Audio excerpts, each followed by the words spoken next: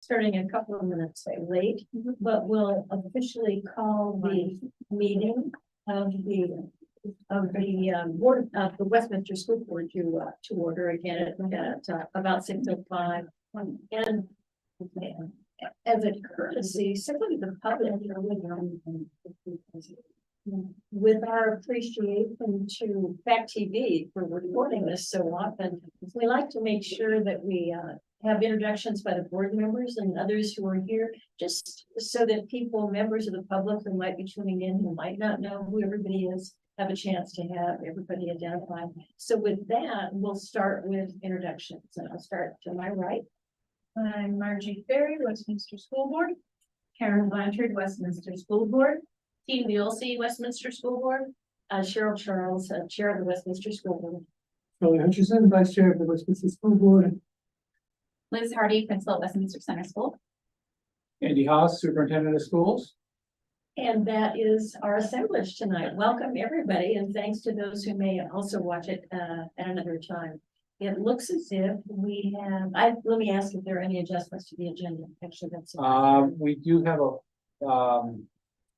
it's more of a, it's just a clarifying of language. It's for 5A is not a resignation, but a request for leave. Okay, thank you. So 5A is changed from a resignation to a request for a leave of absence. And I'll see if there are any, it looks as if there are none, any communications and public comments. I just had a question too. Is it just a resignation or is there approval? That's it. Right. So with that, let me also state again for the public that this is a special meeting with the major topic to be discussed tonight. Potential capital improvements, repairs, maintenance, enhancements here at the building, and also some of the information related to the enhancing and improving of nature-based outdoor learning opportunities, and also some of the other indoor learning opportunities. All of that is tied to motions, articles that were approved by the voters that created some special reserve funds for use of some surplus monies for those purposes. So this is a special meeting. It's not a regular meeting of the board. We won't go through all of the other typical business.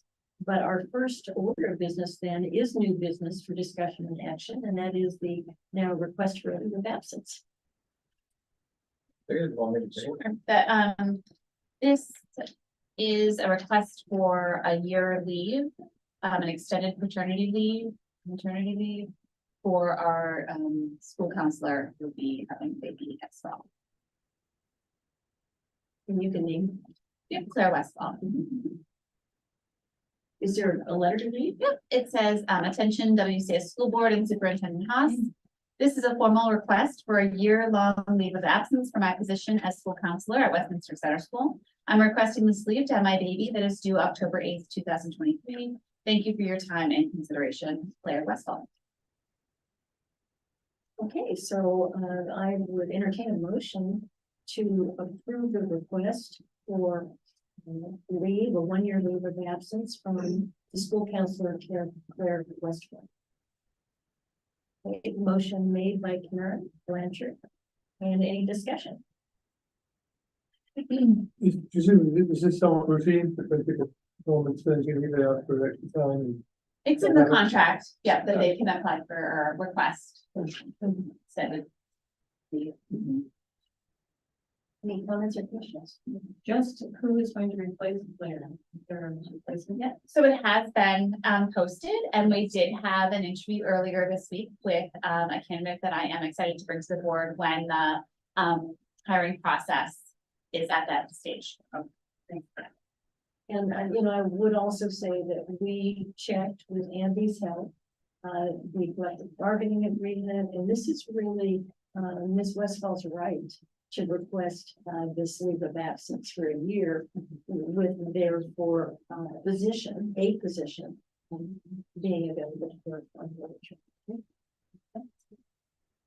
So if there are no other comments or questions, I'll just call for a vote. And we're here and we're not, no board members are remote, so we can just say, all those in favor, say aye. Aye. Any opposed? All right, that's done. Thank you, and give our best wishes to Nat. Yeah. So then the next order of business is a discussion about, oh, sorry, yeah, okay. Can we go back to that one more thing? So does that mean her leaves start? When does her leave start? I think she's requesting to leave from, you know, when this year ends, to not return in the fall and just. They finish their year. Nice. That's how I'm understanding. That is my understanding. I mean, with the expected date so close to the start of school year Yeah. and her position, I would, like, it's challenging to get someone in there and, you know, Yeah. like it's having someone just in there, not having to do that transition is probably best for students. So, So she will finish this school year, is my understanding. And, right, and she will not return for the fall, but would then return for the next school year, would be at least the opportunity that awaits her with this approval. It is a challenge for Liz and all of us to fill a position for 1 year. And that's what you're advertising is a 1 year. Yep, so I do have a candidate, I'm just not through the reference check process, that I'm excited to bring in, who is excited about the 1 year opportunity in school counselor. Of course, the additional challenge is the 1 year classroom positions. So it's hard to go, but That's it. we'll get there, yeah, Right, yeah. right. No, that is a different Mhm. position than what we're discussing right now. Thank you for that. That's great. Okay, that's great. Anything else?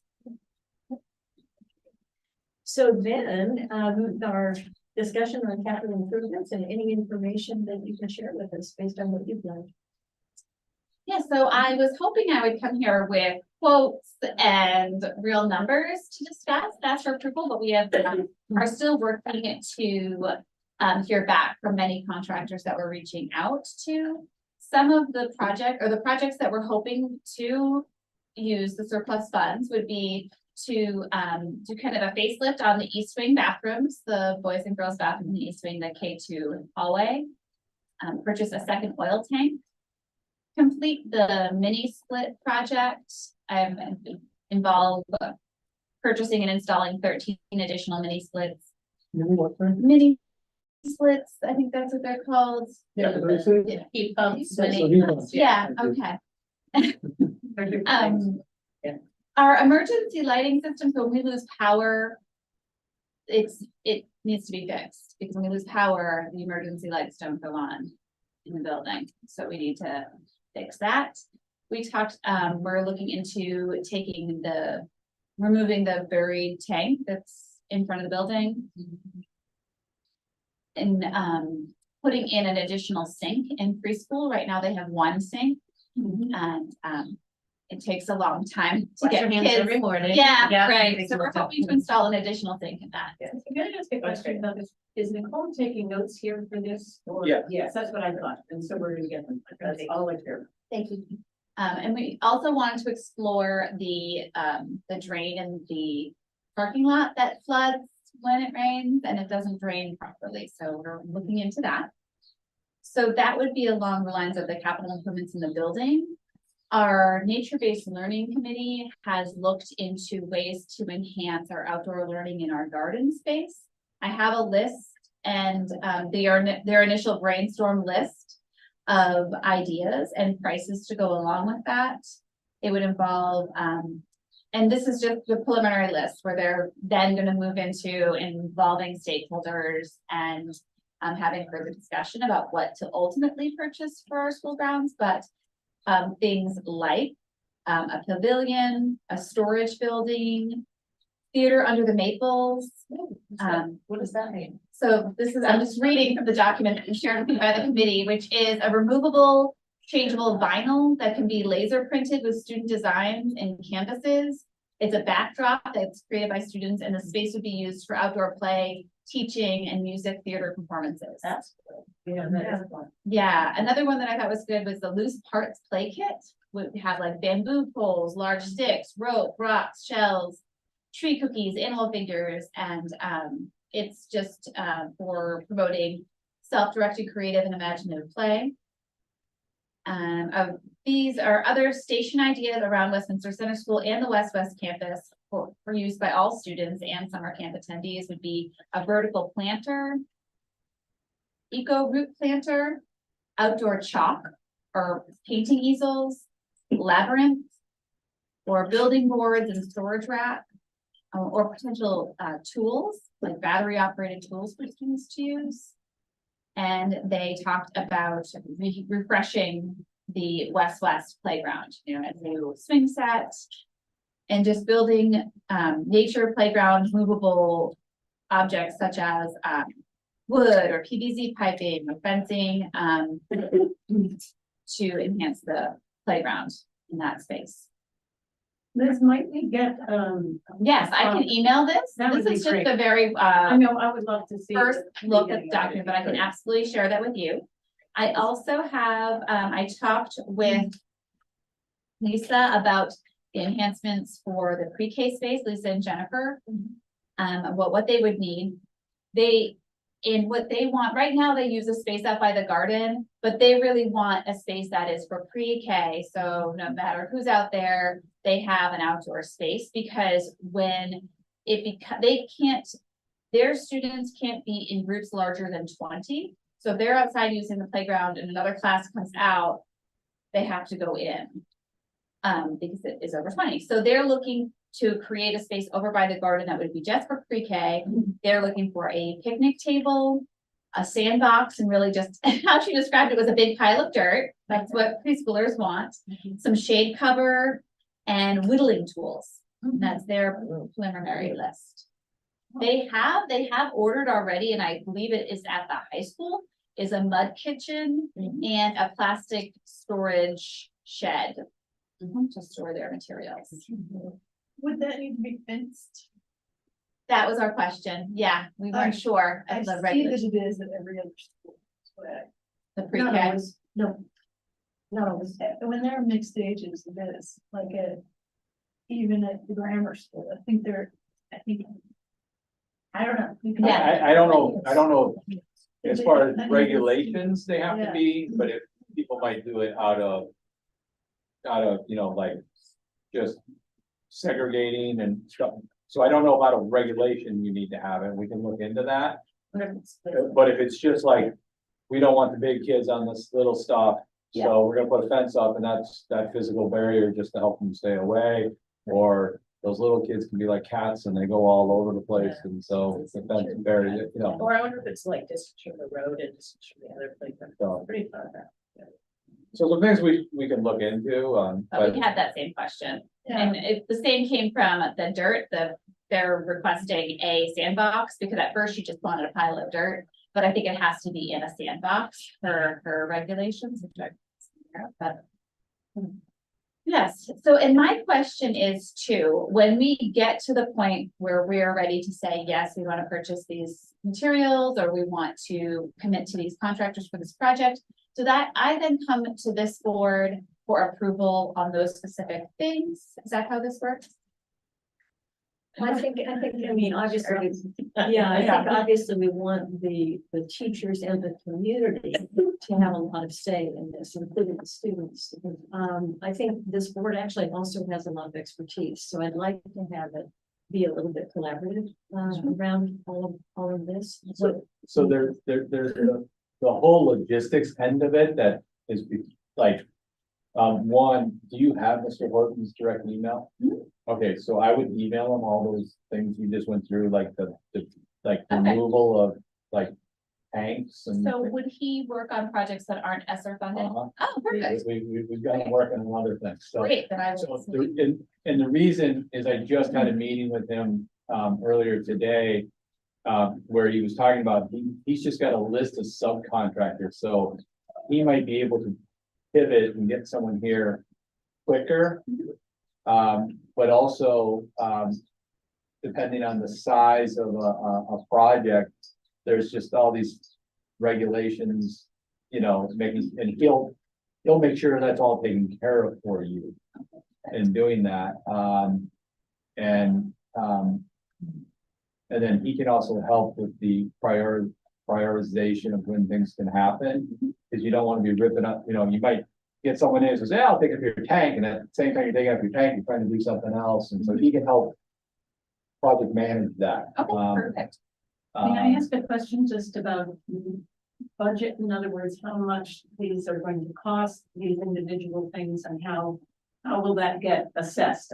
Are you talking about? So you're gonna Mr. do Horton will that? help do that also. So Okay. Steve Horton, so one of the things that's really great about it is Liz could maybe say to him, you know, I'm just gonna stay with the tank coming out. Yeah, I wanna pull that tank out, and he'll be like, okay, how big's the tank? And you know, you'll tell him it's a 250 gallon or something, and he'll be like, that's gonna probably cost you, he knows already the ballpark. Yeah, I'm thinking And so about then- these other things. So then that helps, but he can help get you the cost of all these other projects. So then you know where you're kind of able to spend your monies. As opposed to, because like pulling up that tank might be such a huge cost that you choose to put that later. Why do we have, I think why it's do a we lot. have to pull out, we have to pull out? I know we just have to do that at the institute too. I think at this point, when it's buried, you have to, There's like at the law right now. certain points. yeah. It's like you don't have to just, if it's not leaking and it's not, you're not using it and stuff like that, there's way, you can maybe fill it with concrete and Nice. caps. So there's different ways around it. I'm just using that as the example. Yeah. But if your drainage problem, Yeah, this is perfect because Jeff and I were just talking today. Is this a engineer issue? Is this a? so that's why. And so, Yeah. it may even be something like that. He might say, you know what? When we get our construction management team in and they're gonna come in and do work here anyway, let's add that in for the work they do at that time. And help, so let's just collaborate on that, so Yeah, sure. it's less work for you. No, it's perfect. I didn't know I could reach out to Yeah, him for sorry. projects that weren't ESSER. Right, I actually, if we could kind of hold in our minds quite a few different categories here. You've gone through a lot of things, all of which is helpful. For me, it would help. We've got these analyses that were done by the firms that Andy contracted with. And they look at a whole set of improvements that they recommend be made over a great number of years. Removal of the tank here is actually on one of these lists. It looks, I'm not sure if this is exactly what it means, but it had a value for about $15,000. I don't know if it really means that it costs that much to remove that or not. I would like to ask on behalf of this board to have Jeff Potter do an analysis of this and give us some of his recommendations for when some of these things should be addressed, since he's our chief custodian here at this building, and he's got a far better handle on any of this stuff than I do. In the list that you provided us, Liz, you had a combination of things that were addressed that you didn't name all of those that are being currently covered by ESSER, but there are those like the roof repairs, which are big in two of the reports that we got, both at the other building, the West building, and here. They're included in these recommendations from the building analysis teams. And they are covered by ESSER, so we need to have this board kind of have a bigger picture.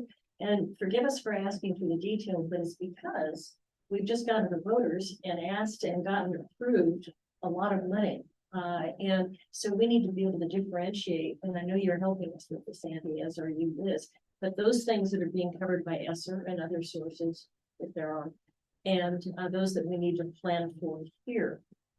I think the short list of things you went through having to do with bathroom enhancements in the primary hall, that kind of thing. We need to see all that itemized. That makes really good sense. From my observation, we need an improvement of the bathroom inside the pre-K classroom, not just a new sink, but a better bathroom there for the littles. I mean, it's. Could even be a sink. I don't think it's. But yeah, you know, having said that, so there are those categories of things that, again, I think we need to see what's covered by ESSER, what are decisions we should be recommending for use of those monies that were approved by the townspeople for security related and capital improvements, enhancements and maintenance, all of that. And then there's this whole other category of the kind of exciting enhancements to the learning spaces, both outdoors and indoors. I do have one question about that too.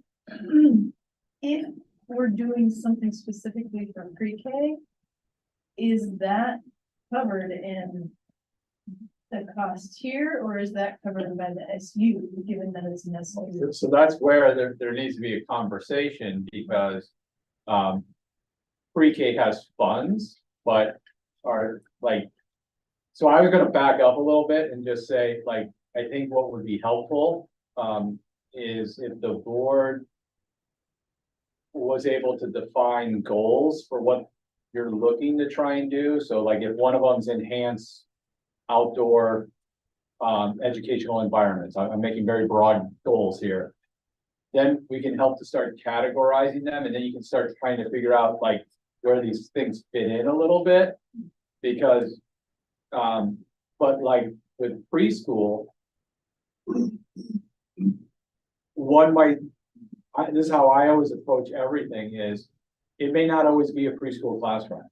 Right. So if you're looking to enhance it and add to it, right, like how do we collaborate and put that in? Because Jennifer might be at a point where what's there is sufficient. I'm not saying it's the right, but it's sufficient. So why would we invest more funds into it? But if the school and the district are looking to enhance it for possible future uses, then that would be a district cost. I guess what Liz had just said was that it was a specific outdoor space for preschoolers, so that it just made me think. I was thinking of the bathroom in my head, Yeah. but again, outdoor spaces, yes, then that would be something that we would be looking and working with Jennifer to say, okay, well, what do you need? How are we finding those funds? And then coming here and asking permission to install this. Yeah, But that would also imply that if that preschool ever went away, it's the same thing with like federal funds, right, that stuff goes with it. right. Yeah, we've got a lot of comments going on. Let's just do it. Keep going. Yeah. Well, I mean, apropos of everything that's just been said by Cheryl and I think we've really got to keep our eye on which fund are being spent on what. Since we were rather vague in the article, the 770 grand for improvements to buildings, including that are not limited to security and energy efficiency. One thing, and then there's the the ones who enhancing learning experience, enhancing learning spaces and so on. So just to make sure we don't overspend in one category and not have enough in another category. I don't know if these are all very clearly in the second category, so none of these is, this suspension would come out of the first one. Building improvements, security, energy efficiencies, or not. You know, what's covered there and when the voters approved was use of surplus monies to create a reserve. It did not address use of ESSER or other monies. So it gave us authority to use the surplus funds if we can find other sources to offset those costs like that. Then those monies give us even more latitude over time. But that was very specific to the use of surplus. No, I got that point, but Okay. even so, even having taken that into account, Okay. we still have two bucks of money, Correct, which we could spend if we need to, because it's not covered by somebody else on certain things. correct. I just want to figure out that we don't lose track of what's in which pot. What's a classroom improvement, what's a building improvement and energy efficiency, and Okay, sometimes it's going to be off very obvious, but sometimes it might be a gray area. okay.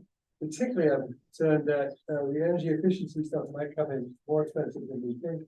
But don't let's spend too much of that money, don't allocate so much of that money until we know what the energy efficiency and security enhancements are going to cost. I do wonder. Other comments? Yeah, I mean, Karen was. I think was I first? You know, I looked at, the Lancet, the criterion engineers, right, in that report. So I know that the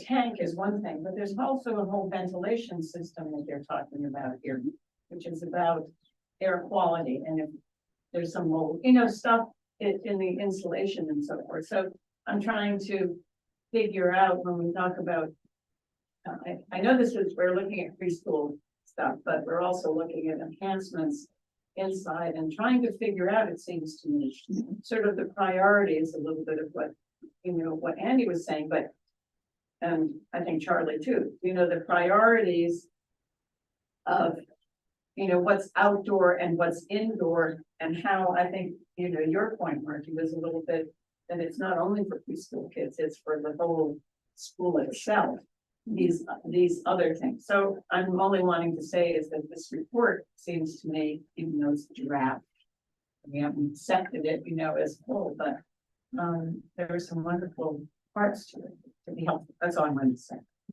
I'm wondering if we could organize it. Can we organize it into a spreadsheet? So if we have it like by article, what are the things that fit in by article and what are the things, the projects that would go under ESSER? And then we have what's the total amount in that article that was given, what are the projected costs? So that, and that way we can do what Charlie was thinking, which is we're not overspending and everything. So we have it, this is spreadsheet just by article. What is involved in that article for the projects? I'm happy to do that. Thank you, Liz. It's a teacher. So Yeah. organized. Well, that's how I thought about it when I was sharing. When I was speaking about the outdoor pre-K space, I was thinking about Article 7 specifically. Yeah. That talks about outdoor space, and indoor capital improvements would go to the other article. We lost the number right now. But yes, I just have one more question. I appreciate too that the nature, what is that group called? That group of. Yeah, people- nature-based learning, Yeah, yeah. nature-based learning group that they price things out. That's helpful. Yes. The only thing that I didn't hear you say on here that I remembered us talking about, like in the previous meetings, were enhancements to the playground for accessibility for students. Yes. Okay, so yeah, I'm just gonna know that. I'm still looking for pricing. Okay. One of the major topics that we haven't mentioned yet is the solar. Yeah. And one of the places, it's on Andy's list, and I think he's talked with Steve Horton about it. And I know it's in your notes, Liz, but the first thing we need, and we need it soon, is to make sure that there's an assessment of what the building roofs can take.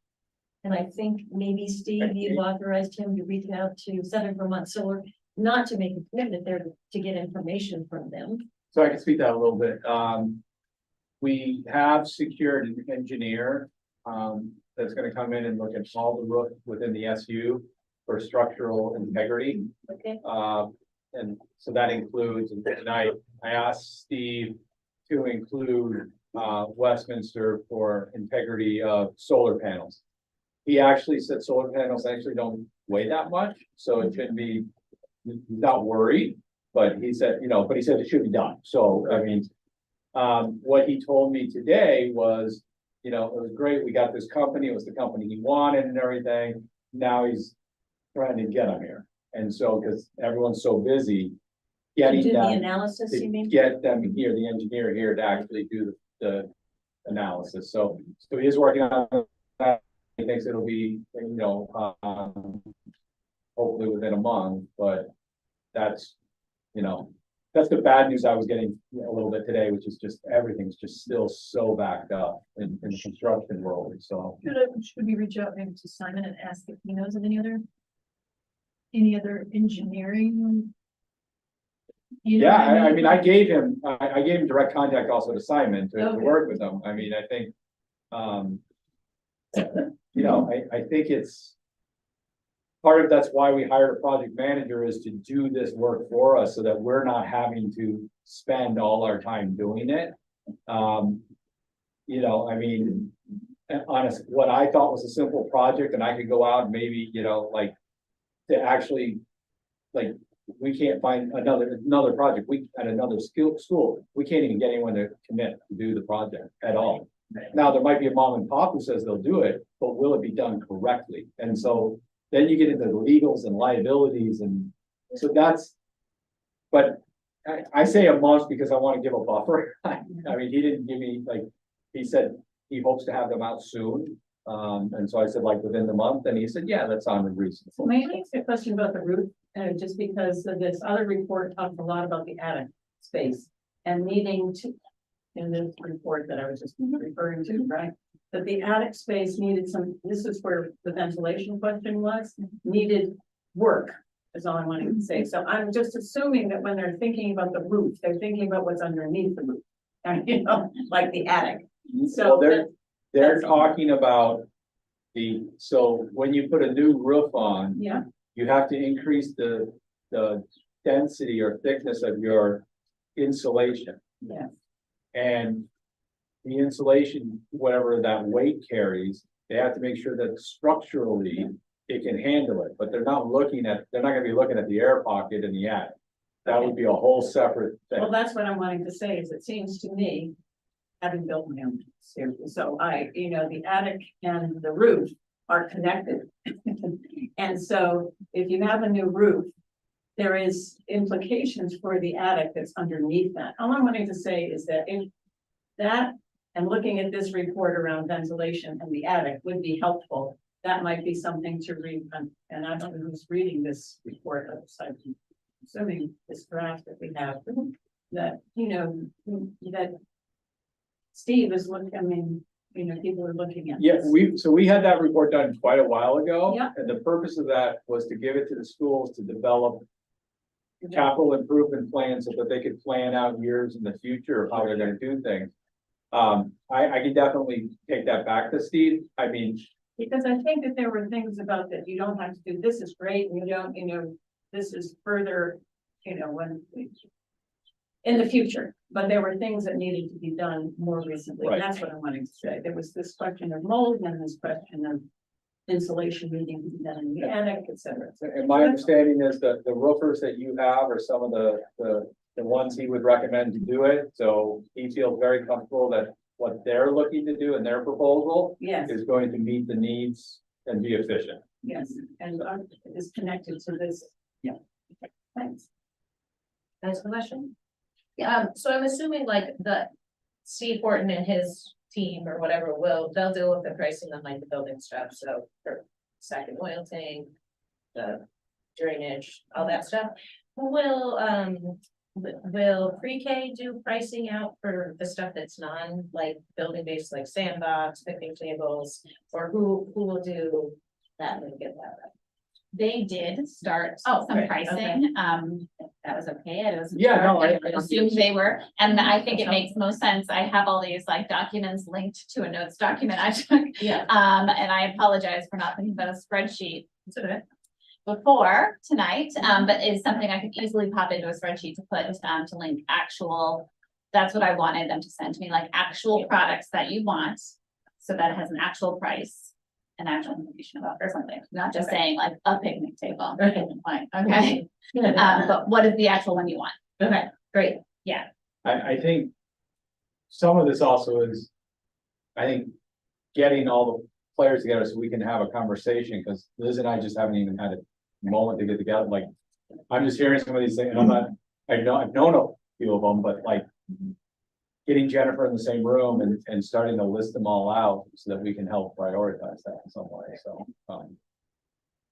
A couple of additional comments. First, Rich, you're so good at this, and thank you. If we have then a spreadsheet that does what Charlie first suggested, the things that are in that category of security related capital improvement, those enhancements, in a separate one, the kind of curriculum related outdoor and indoor learning environments. So two different places for those two reserve funds makes sense. And then in addition to that, the category for what other sources of funding. In each category, actually, potentially, there's some extra money that could help with the learning environment. Yeah, Stuff nature based for sure.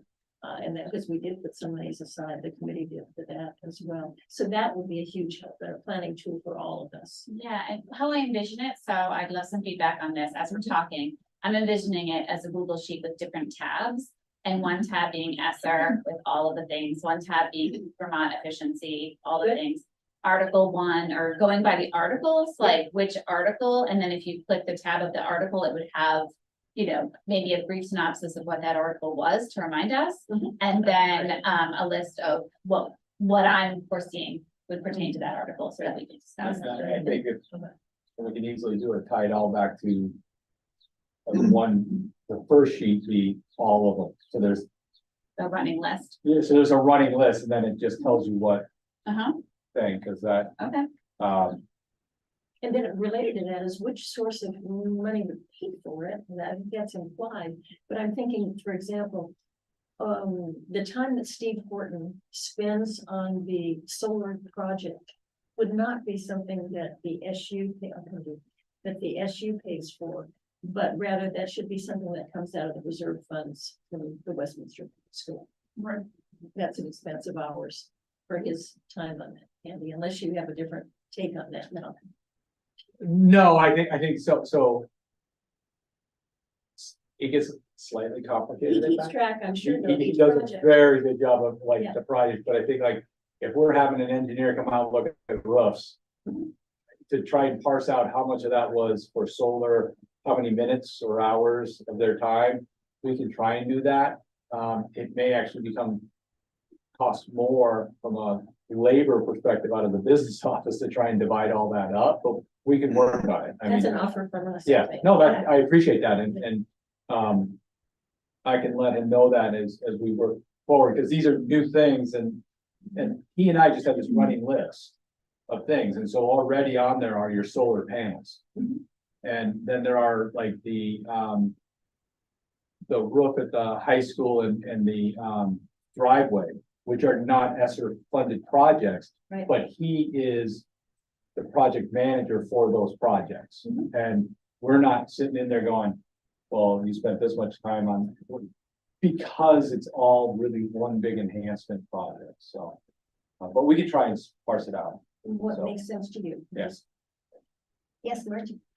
If you have a committee for the nature-based learning, so maybe also on the spreadsheet, if they could just do a very basic prioritization. Like if there's a project, you know, all the things they want, but like their number one would be the theater or whatever, just so that we have some kind of idea. So can I circle back just because one of the things I've asked each building to do is develop a long-term plan for their different facilities. But some of that is based on what are your goals that you're looking to do? And because like, so if you had to put them in buckets, and that's what we're talking a little bit about, but so outdoor learning environments to me is a bucket. But I guess I'm trying to understand what, like, is security enhancement another bucket? Is enhancing the indoor academic environments? I guess I'm just trying to,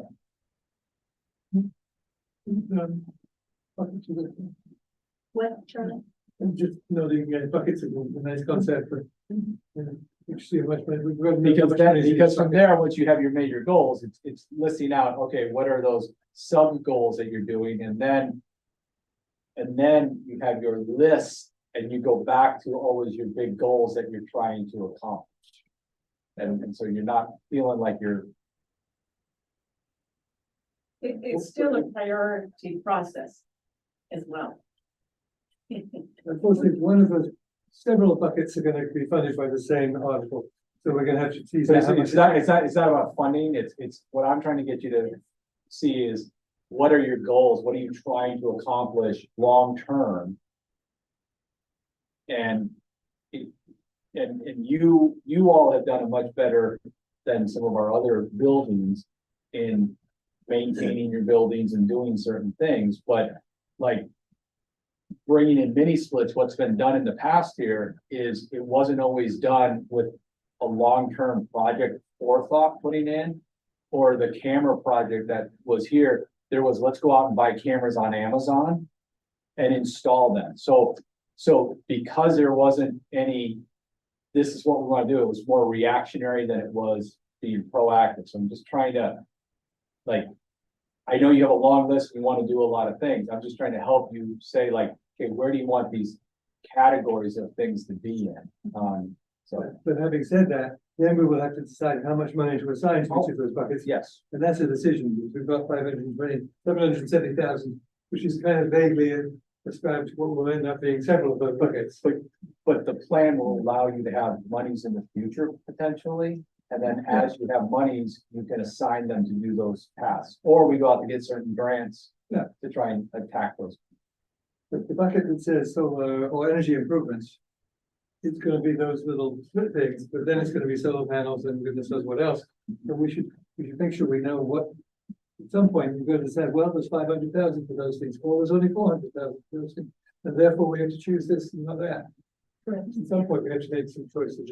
Well, and remember that for money that big, we have to go out for 3 bids. And so we'll get concrete proposals from different vendors for each of those to help us. Right, and make then if a decisions. project is too big and you have a finite amount of dollars right now. But if something is something you want to do, it may take a couple of years of always knowing that if we have a surplus, we're gonna put X amount of dollars into this fund balance so that in the future, we will have the monies to do that project. So again, I'll use your oil tank. Let's say we don't have to remove your oil tank, but it's gonna cost us $100,000. If you put $100,000 there, it's $100,000 you have less to do somewhere else, but you might say that we're gonna put up to $20,000 a year to remove that into the future, and so you now have a goal of how, so if we have surpluses, we can remind future boards what we're trying to do, so. How long do we have that? How long do we, so we've created a fund. How long do we have to spend that? I think it's technically indefinite. It's set aside, they are reserved funds. And I think we have a sense of, we have a responsibility to be accountable, right, to show momentum. Yes, and to, but it's not like it's gonna disappear. It's dedicated, thank you, by the voters. Yes, I was thinking like, oh God, we have to use this. By next year. I know some projects. Yes, get after this. I think it was team who looked up what the Inflation Reduction Act was doing for it, yeah, long window around the solar Yes. benefits as well. Okay, so we don't have a huge time crunch, but we want to move it along. Oh, yeah, no, I'm not trying to hold I you know, back, I know. I'm just, I do think the articles do spell out. We can do it probably in more detail, but they do spell out what our long-term goals are within the projects that we. Like the larger idea projects and then, that we proposed in the articles and that are getting a little bit more time frames now that we actually have. And those descriptions of what we asked the voters to vote on, and it came out of a lot of public listening. You know, so they are a form of goals. We can refine that a bit, but that came from, okay. you know. I guess ultimately, and maybe it's a better way I should have started, what I'm trying to get everyone to do is have a forward-facing plan that the public can go in and easily read and understand what your goals are moving forward. And that's my goal, is that every building has one of those so that people see, like, you know, again, I'm gonna use like outdoor learning environments. So that's a huge goal of this district, to have outdoor learning spaces. And so the goal is whenever there's funds available, we're gonna put aside certain funds to continue to promote outdoor learning spaces. That's all you're really talking about. And then people see that and people say, oh, I like that, or, oh, why are they doing that? And that causes more pieces, but it helps people see what you're trying to do. Because one day in the future, we may all not be here. Exactly. And another board may go in a completely different direction. And so. And I guess I'm speaking just from my personal experience coming in, not having a roadmap has been one of the most difficult things coming into this position, of not knowing where to help steer people, because it's all over the place. And everyone has the best of intentions. And so I'm trying to get people to put things down on paper so that we've got something we go back to guide us, and then it's like your inner Chris Kibbe, you know, go back to the policy, go back to the CBA, go back to the. So when we like, hey, let's do this new initiative, is it a goal that we're even trying to do? Right, is it, therefore, that's a decision making. Yeah. The last time Westminster had a plan of that kind with the vision and goals was before forced merger. You know, we had a community engagement process, we had lots of public meetings and such, and then we have not done that again because we were the Wyndham Northeast Unified School District. Right. And there was not a planning process like that during that 3-year period. I would like us to make sure there's a lot of community engagement in this process. Some of that was town meeting, which is very good because there was so much discussion there about it. There's a balancing act between getting, I don't want us to get bogged down in the process, but I want us to, you know, make sure there is engagement and that we also come up with that kind of planning tool that you're talking about. I think we can do that.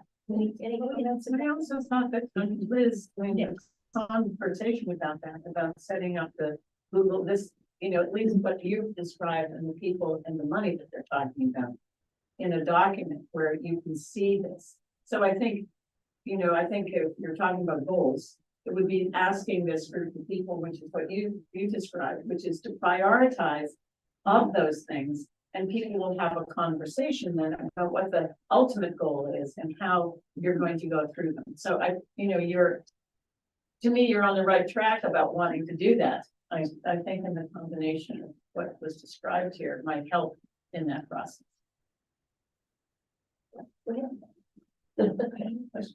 Oh, I'm assuming because we don't, because the school doesn't own Evans Woods. I'm wondering if they are being, I don't know, if there could be some sort of MOU with Evans with, there are models for a shared use agreement, where we could, you know, actually, it's a really good idea around liability issues as well. If we had something that allowed us to continue to use the woods and to, perhaps even have like. Yeah, the base camp idea, Classroom, outdoor classroom spaces or something. Mhm. So, yeah, let's explore that possibility, as well. Can you tell us more about the theater under the maples? I was just captivated by that. yeah, I don't know too much about it, but I think it's a thought of creating a space where kids can act and play and can have classes out there. And right now we do have the amphitheater where kids do that. Like if you go out to recess, probably during any of our recesses, you'll have kids doing little performances or singing or, you know, pretending like they're on a stage, which they are on the stage. And I think it's just a way to enhance that. And I'm wondering, my question is, would that theater under the maples be in addition? Are they talking about putting backdrops on the amphitheater that's existing, or are they thinking about another structure? I don't know. Yeah, because if you're using your existing structure, do you just need to enhance like things to attach? Yeah. And then if you're gonna have backdrops that are interchangeable or Yeah. would. So there's an ongoing cost potentially, right? So to think about. Unless it's like 5 of them, I think. Well, no, even there, I guess what I'm saying is. Do you buy like a bunch of different scenes I think that you so. can interchange or something? This is what it said on the document that I shared. Yeah, it's removable, changeable vinyl. And cameras. So I don't think they build a new structure. Because it Right. would be a house. It would have to be a lot. Can I ask a question about the relationship between Janelle's work and is happening here and whether or not she'll be coming? I'm just trying to figure out because I think of Studio Y as providing theater and, you know, and so forth. What in the creation of this here, what's the relationship with Janelle and the Studio Y? Yeah, so days in which students don't go to Studio Y, typically Mondays, she's here in the building doing that type of work, right? She's in classrooms and kind of prepping students for their experience at Studio Y. Thank you, I didn't know that. Even if you have an idea, you can take it to her and show. Oh, yeah, yeah. Do something with your class that's not at studio wide, it's here. Yes. It's really. Right, exactly.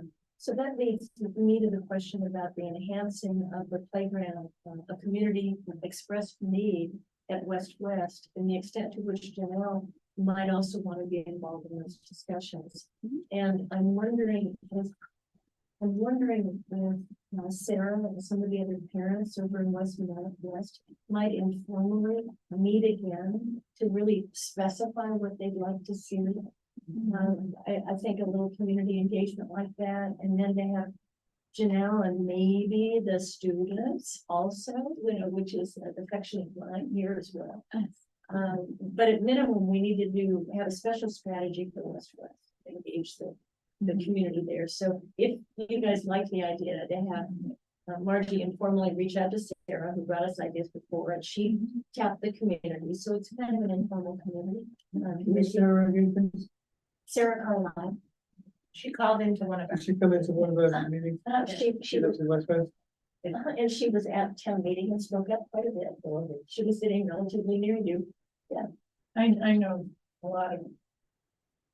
Because I don't, right, exactly. Yeah, so I really think, and actually Jim Potter, you know, said, you know, what, there are gonna be strong feelings over in West West about what goes on. And he's absolutely right. He being our head custodian for both buildings. And so we just really need to hear from them. And because it's an instructional environment. But you know what, as I mentioned, I've been talking to people a lot about Studio Y, and how it really. How Claire would be really, really, really happy with what's happening there, because it's so creative. And that's what West School was all about. It was really that kind of creation. So when I tell people a lot, you know, people whose kids used to go there, who are now mothers and fathers of their own, it really matters to them to know that. So somehow to make sure that generations also know about it. That's what I'm saying. So we know, and Andy, this is important for you, no surprise really, but before anything major happens over there or here, we need to make sure there's a lot of community involvement as well as the educational leadership around the Studio One. Yeah, these builders are cool. Yeah, They're one of the sounds- things in the nature base. Oh, Ideas. This is a little bit out of the left field study, but Go ahead. the population of children in Westminster West is growing. I've heard a lot about the past, I know there are more and more children. Is there any foreseeable future which includes West being a school again, because the capacity here can't handle all of those? Yeah. I can't, Yeah, right, you can never say no, never say never. But I don't foresee us reaching capacity in this building and needing to open West West as a baby So the school. reason I ask is, anything we do now, in terms of anything forward, could we be thinking, well, it might actually be a school one day again? And if that makes a difference, I don't know. But what we do now, maybe not. I mean, I'm not sure if it's urban legend, but people have told me that there have been up to 300 students in this Oh, building really? Okay. at one time, and we're at 155 at this point. I think the current use of that's, you know, that space is. All those West people. At the same It's, time, rumble- some parents would wish for their little ones being able to walk to school, which is what it was like. Because recently, 6 years ago. They must. Okay. I don't even know. Yeah. But of other things to be considering, I know Karen has looked at this, you may have all looked at this, but back to the documents that Andy had commissioned for us. One of the, if you look at 2023 and you look at this building, it's a more than $300,000 expenditure that's recommended for this year. And yet, more than 200 of that is covered by the ESSER monies because it was the roof. So I'd like all of us to look, and you may have all done it already, but look even more carefully at these two documents, because we do need to be able to think ahead to 5 and 10 years out.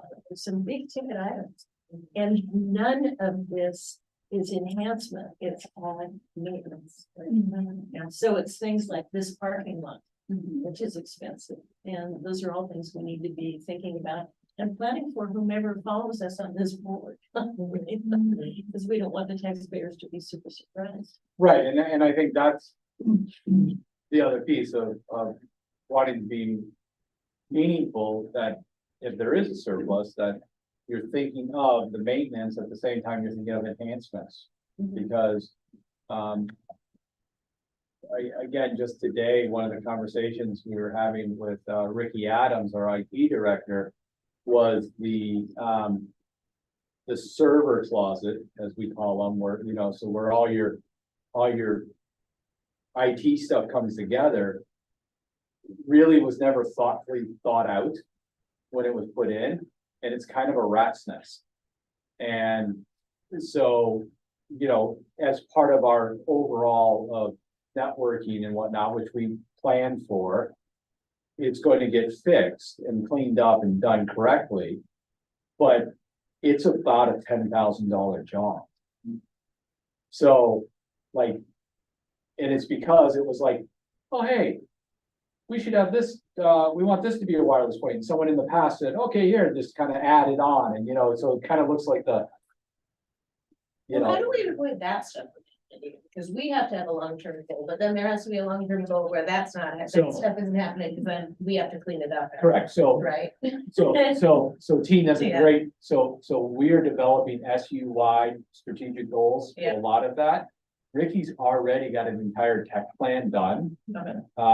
that outlines a lot of this. Mhm. It's also the reason why we pushed so hard to consolidate something like IT, was because, again, good intentions, but there wasn't the communication, and then there's an expectation that, you know, one person's gonna be able to handle all these different things. And so that's what we are trying to work towards that.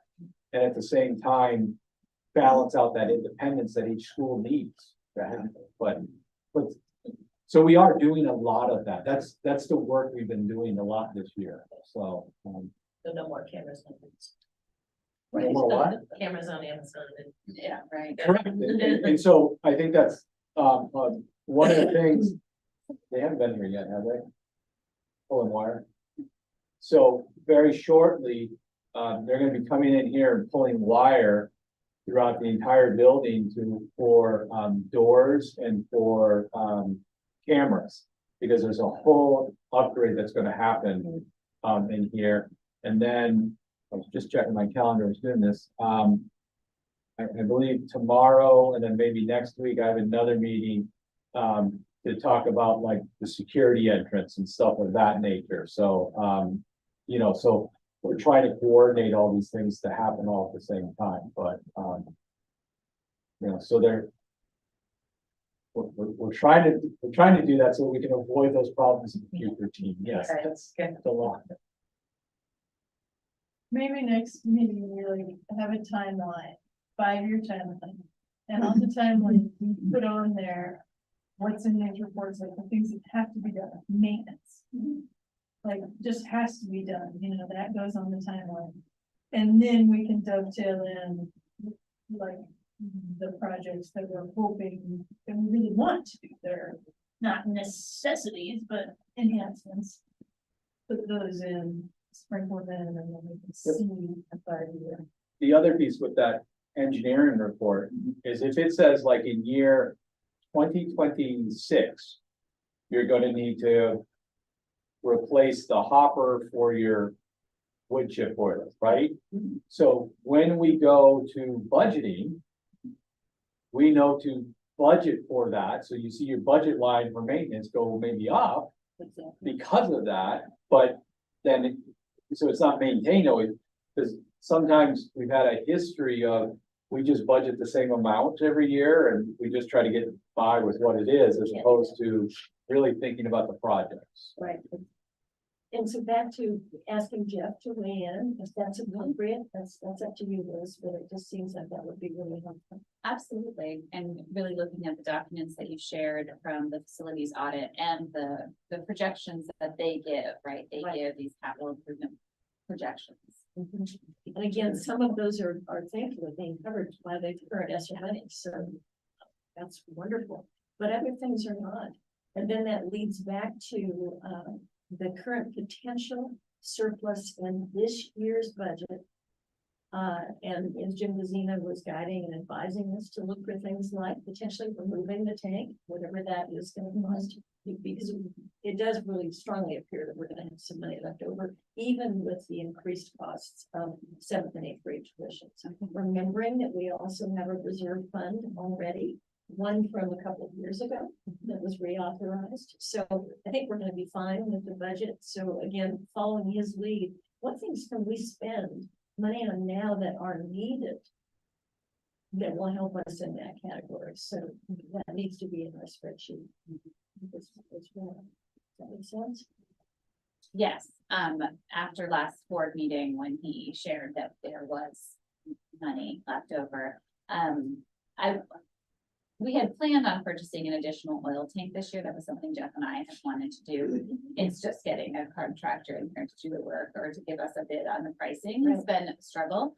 But then I would also like to use some of that money to purchase things that, like kidney tables for teachers. Yeah. They're pricey and you don't really buy, they're the, like a small group table, so a teacher can have a small group. So I wanted to make sure that teachers who didn't get one this year had something like that. Okay. I talked to staff about purchasing, flexible seating. Andy is modeling right now. Also a sensory walk with the hallway so that, kids can. They have one at, go through. Central. Yes, they do. If you ever get a chance to get in the Central, down in the kindergarten area, it's. Yeah. It's very cool. It doesn't amount to tons of money that we would need to spend on these little things, but when you're constantly not trying to spend money in a school, it feels a little freeing to be able to purchase wobble cushions freely or benefit reps, we're like, let's buy it. So there are purchases like that. I did email Jim if he had like an estimate of the amount. What are we talking when he says there's money in the budget? Like, He thought as high as a half million. okay. So we'll see. Okay. And separate from that, we are still waiting for the SU audit to be finalized, and there is the potential of a surplus from that coming back to Westminster as well. So even though we said at town meeting and wrote it that we didn't expect more surplus money, and we really don't, we're still in a phase of kind of transition where we may have some additional surplus monies for a while, but we can't count on that going forward. No, and I think where some of those surplus funds, just riding off even yesterday's meeting, as we look at how we may, not take as much indirect costs. Right. Back from like the ESSER funds and put more of those towards projects. That would basically be less taking off the bottom of the SU, which would mean those surplus funds will probably be starting to get more normal, Yeah, and be reduced. reducing them down a little bit. So I just say that I want people to think like there's always going to be this. There's not. We're really trying to minimize that. That's not a good practice. I think. And would you even, because everybody knows that last night's meeting, Tim and Karen were, but the looming scenario of the increased costs around special education is something that all the board needs to be thinking about, looking ahead to. Could you maybe just summarize that as a part of our? So Stacy Alexander, the Director of Student Services, just gave a report where we're seeing quite a large increase, a shift, where in the past we had a high level of students who had autism. We're seeing actually a shift towards more students who are having executive functioning and more challenging behavioral issues. And so that's an interesting shift that we're trying to look into. But also you have a rule change that's happening that's going to go into effect. So essentially, we always refer to them as the three gates. There's, I'm going to get them all on. Does a person have a disability is gate one. The second one is their adverse effect. And then the third one is there a need for direct supportive services? Vermont was the last state to hold out on adverse effect with, you had to be in the lowest 15th percentile of your cohort. And so Adverse that effect on a classroom? No, I. Adverse- on their ability to demonstrate learning. So is the disability having an adverse effect on their ability, on their ability to Okay. learn? Okay, What's the threshold going to be now? If you are, well, Basically, if you have a disability, you have adverse effects. right, you don't have to have that verse, you get to skip the second date. if Well, it's still there, you're but Designated as something. right, and every state has gone this way, is that if you have a disability, you have it adversely affects you. You wear glasses, It doesn't. right? Like, if you didn't wear your glasses, you wouldn't be able to see. So it adversely affects you to have eyesight that is not 20/20, right? So, so given that rule change, there's an anticipation of an increase. We're looking at, about, potentially 300 students being identified for special education by the end of this year. In the entire supervisory. And the entire supervisory union, yeah, thank you. We've got just under 1,000 students in the whole SU. And then on top of that, we have a very large number of students who are on 504 plans, which means they didn't qualify for special education, but they still have a disability and they need accommodations. Those can range anywhere from very simple access, mobility issues, all the way up to learning issues. A student maybe who has a hearing impairment and needs amplifiers. So a teacher wears an amplifier so that they can hear them talk. That student may not need direct instruction, specialized instruction, so they're not special ed, but they need accommodations, so they have a 504.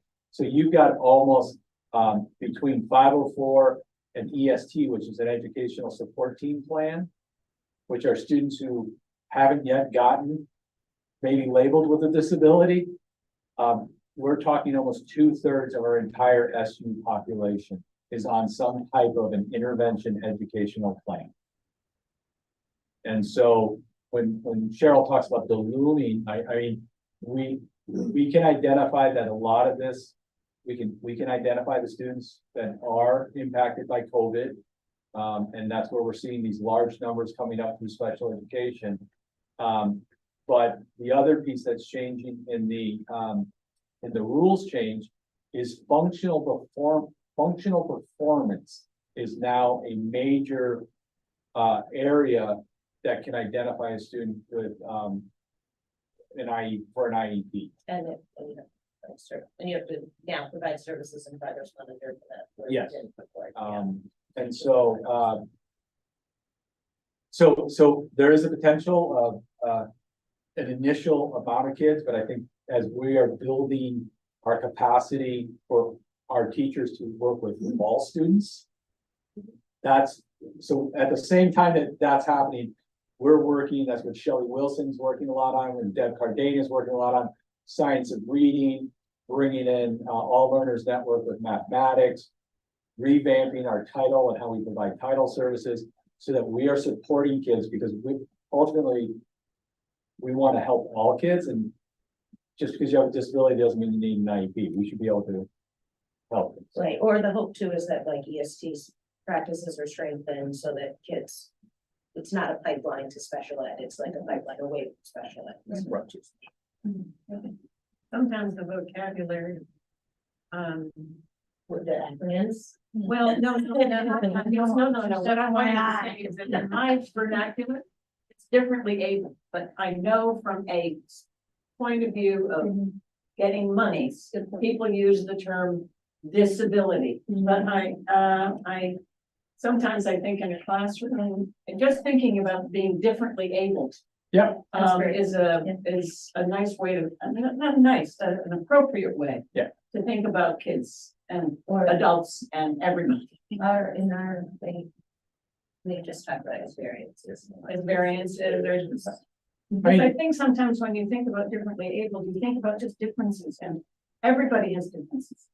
You know what I mean? Who are we? I mean, I was thinking about this.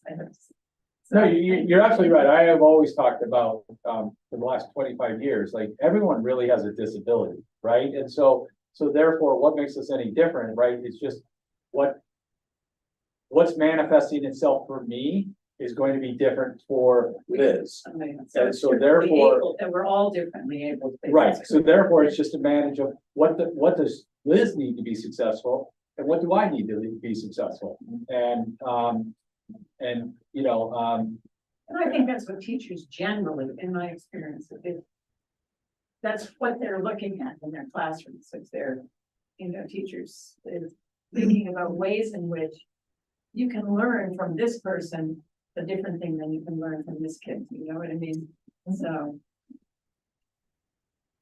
So, looking at, everything we've already discussed tonight and kind of thinking ahead, our next meeting will be a regular board meeting where we'll have the common agenda items that we need to go through, the minutes and all those kinds of things. And Charlie, I think you had proposed at our last meeting that we alternate and that we have meetings like this that are on these special projects. Is that kind of the will of the group to have a regular meeting next and then 2 weeks later have a meeting like this again, at least for a while? Is that, yeah, as long as everybody's okay with that, then that's good. I only want to say that I am away from like the 2nd of May until the 14th. So, and I won't be able to, I'll be in Europe, so I won't be able to link in, I don't think. You should, I think you will have a form, and if not, then if there were something that could be sent to me, by email ahead of time about where do you sit on such and such, then I can get that. Bring that time. So this we're talking about May 4th and 18th, 4th to, I'm not. Oh, you're talking about meeting, right? That's correct. That's what I'm trying to share. 4th and 18th. So I'll be here for the 18th meeting, but I won't be here for the 4th. And So, So, just follow up on that, what I think would be very helpful to me, I don't know, if else, would be to have that list, every goddamn project. pardon that me. we- Excuse me, pardon me, but every lame project that we have in mind, and then try and categorize it in these bucket things and see what's, and then so we can start saying, well, this one, yeah, definitely covered by us, and this one, well, it could be this bucket, could be that bucket, start sorting this stuff. And Liz, does that make sense to you for the 18th probably is more realistic with Jeff's input and that? Yeah, and I can Giving him share, about a month to try to. yeah, and I can share, the document as I make it, Okay. and then, can add a few questions or ideas, but, it'll be definitely a working document. And you'll share it well before then. is what you're Yeah, saying. That's yeah, great. that's what I'm That'd be thinking. super, super helpful. One other opportunity and thought I want to share with you all. I've been involved with a number of the people around the world who are doing these designs of outdoor classrooms and outdoor nature-based learning environments and such. And I've been in some of the places and spaces where some of these creative folks, and we have some local, by the way, I'm thinking of Scott Wonderland, who's got his landscape design business. He does some of this work, but there's a person up in Ontario, natural learning. I'll get it, Canada, anyway.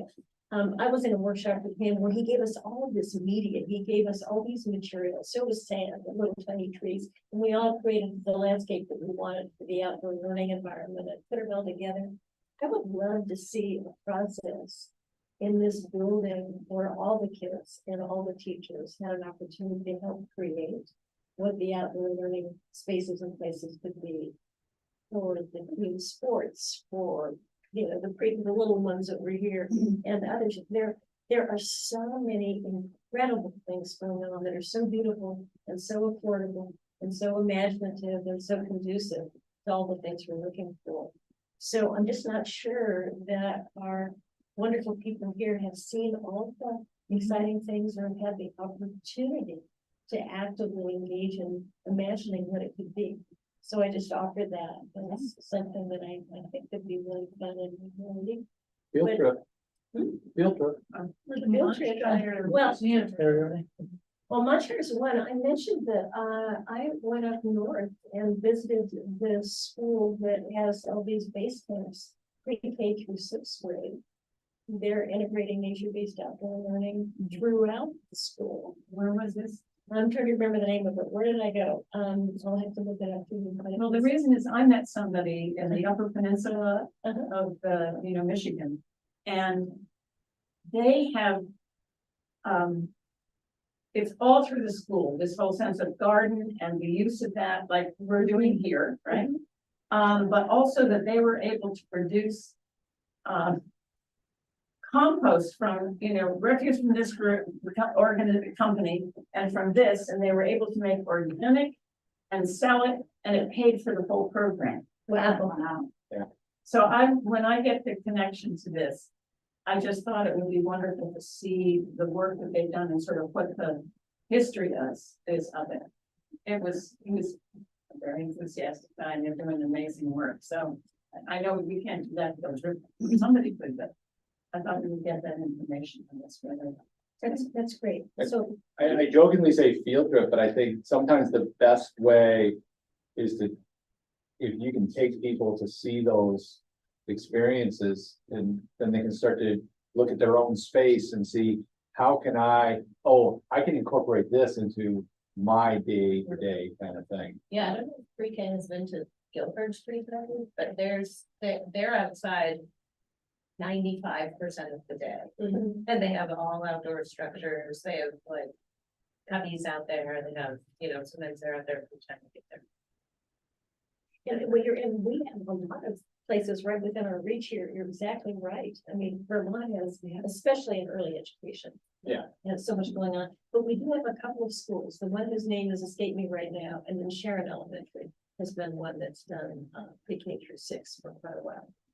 As well. So let's think about that too. I would just, and the credibility of having other teachers convey to our teachers how It's much doable. fun this is And and it's how doable. easy and how, yeah, but it's Because I doable. think a lot of times teachers think like, I'd love to do that, but. Yeah. It's too much, or I'm not a crafty person, or I'm not a this kind of person, and so they. And with a little encouragement, they can. I was thinking about what you said about interaction, and Mhm. I think the sunset is just, it sets at like, I think 7:31. And so Eid Mubarak, everybody. Tonight is Eid al-Fitr. And so it started last night and all day today. I mean, it What is started it? What is tonight it? and it goes through the 21st. So it's celebrated in Bosnia, for example. My Bosnian friend that was here is from the students, and it's within the Arabic community, so I'm. Oh, saying. okay, And all right. so it's a holiday. Oh, Eid, okay. it's Eid, and then at the end of, the night tomorrow, what is this, the 21st? No, this is the 20th. This is the 20th. 20th, yeah, so the end of tomorrow at the 21st, they have. Oh, they're not. Eid, Thank and you. because they've been fasting for all Yeah. this time, anyway. I just thought I'd mention it because I don't know if we have people from that tradition that live in our communities, frankly. So I do know about other traditions. So anyway, I just thought I'd mention it because I know my friends are thinking about it. Thank you. Yeah, we talked to a woman from Maine about a couple of years ago, who was starting an interface school. From Maine, was it? When I remember this correctly, it was, at that time it was just preschool, but. So that's far away from there. There are a number, and we really have a wonderful network in all of New England. Ann Stiers is in Maine, there's a Marie Robinson, who's the superintendent of schools up there in an area that has a lot of that. But at any rate, let's run those resources, let's share ideas, let's get informally get our community members involved. And yes, Andy will formalize some kind of plan and goals that we. No, I okay. I need to push so hard. I think it's just in the forefront of my head these days, so.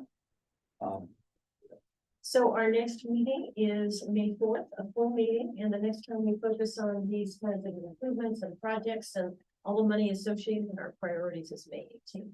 All right, so thanks, everybody. Move Thank to you. adjourn. Yeah. Moved, and I moved that. Thank you. All right, great. Thank you. At Thanks. 7:24, Nicole, we have adjourned. So,